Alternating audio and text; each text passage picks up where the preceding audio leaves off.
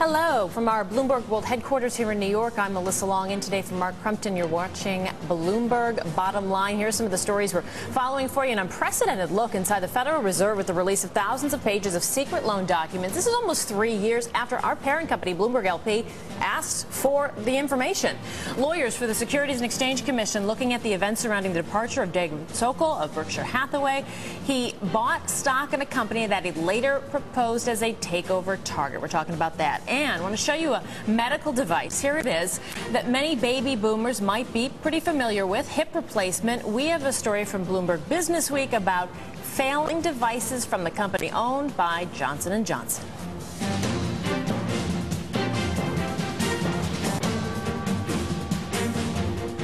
First, though, let's focus on one of the big stories today. The Fed naming names, albeit reluctantly. The central bank today turning over 29,000 pages of documents which really detail the banks that borrowed from the Fed's discount window. This was, of course, during the financial crisis. It took a lawsuit that went all the way to the Supreme Court to actually get our hands on these documents. Chief Washington correspondent Peter Cook is one of the many Bloomberg reporters combing through the material. And, Peter, I'm curious what you found and how far you've actually gotten into the documents.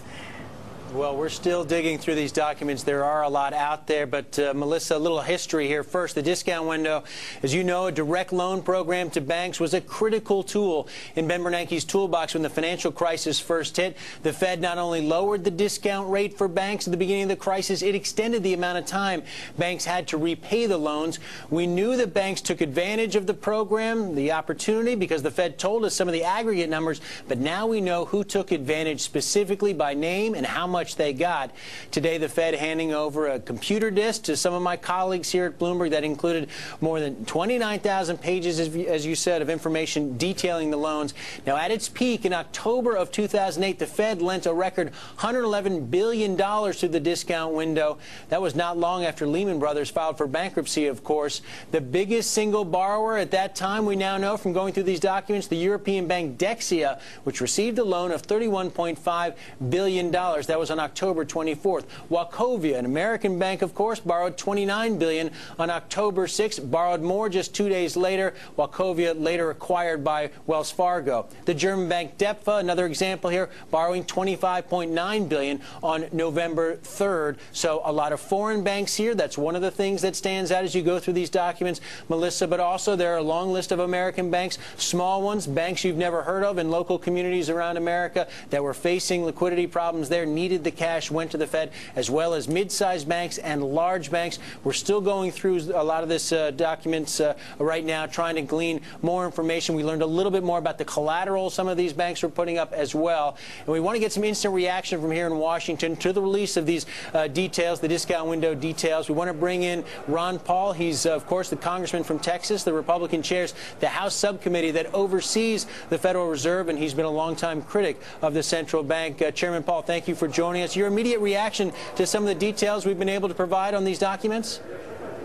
Well, so far it's just so overwhelming, but Bloomberg certainly deserves a lot of credit and congratulations for getting this job done, something we've all tried to do, but fortunately your efforts have paid off. But the size of it, the 29,000 pages and what, $100 and some trillion, it shows, you know, how much out of control this whole system is. Technically speaking, Congress is supposed to authorize and appropriate every penny spent. But here, this is bigger than government itself in what they do, and they're bailing out foreign banks and the whole mess. But to just think of all those transactions, how big it is. I mean, I thought it was bad, but it's even bigger and worse than I ever dreamed.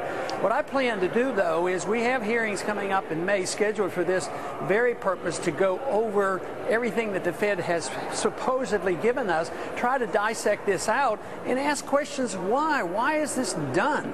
And what are we going to do? Then talk about how are we going to restrain this? And they'll, of course, will argue, well, just think how bad it would have been if we couldn't have bailed out everybody. So I think it's an opportunity to bring to the attention of the American people how out of control this monetary system is, and connect that with our bad economy, because I think there is indeed a close connection. Congressman Paul, I wanted to ask you about the documents. I'm not sure if you've had a chance to look at them, and I am interested, if you have, what you think of the appearance. I understand many of them really in raw form. No, I have personally not. My staff has just gotten hold of them just, a short while ago, and they're starting into it, so I don't know the details. But I don't expect they're going to be able to give me a summary in 1 hour or two. It's going to be a big, big job.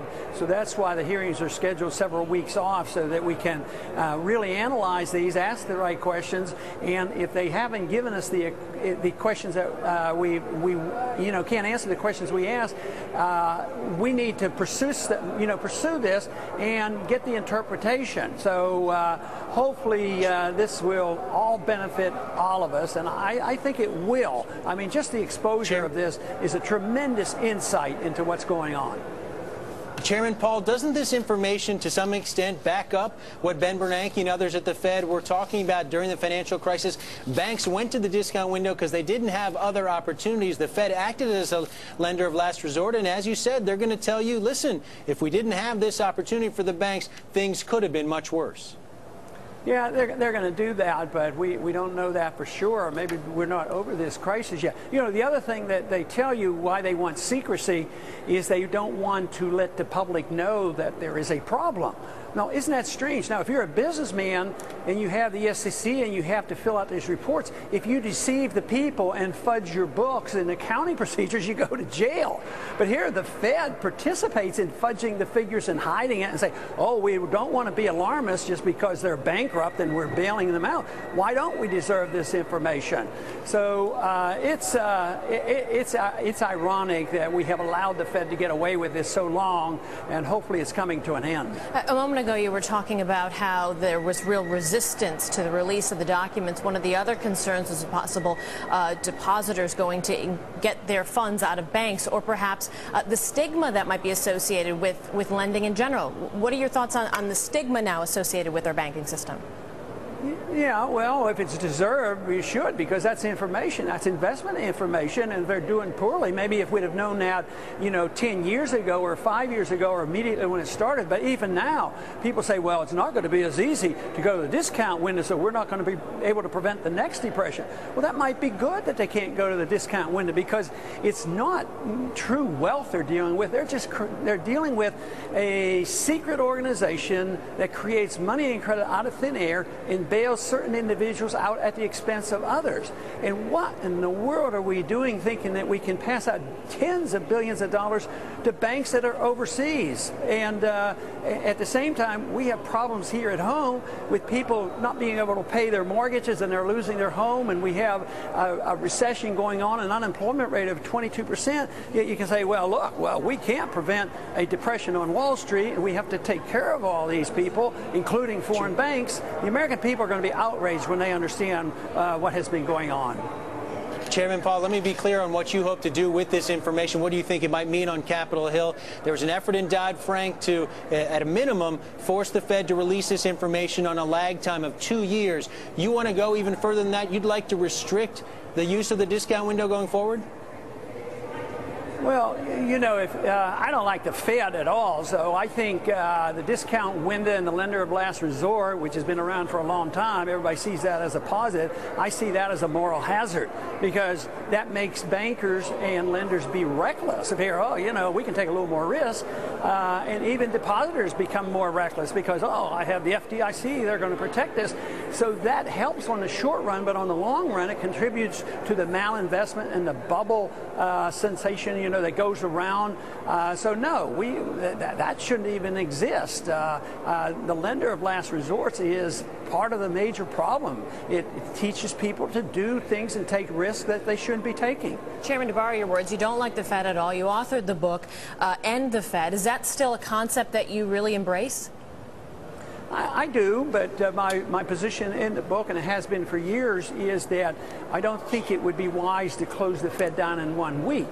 I think what we should do is just get rid of the monopoly control of this cartel, where they can do so much outside of the Congress, creating money and bailing out their friends. But I want competition. I want to legalize the Constitution. The Constitution says that only gold and silver can be legal tender. Why don't we allow that to happen? But If you want to use a gold coin, they might put you in prison. They might charge you sales tax to buy a dollar or coin, and they might charge you capital gains taxes.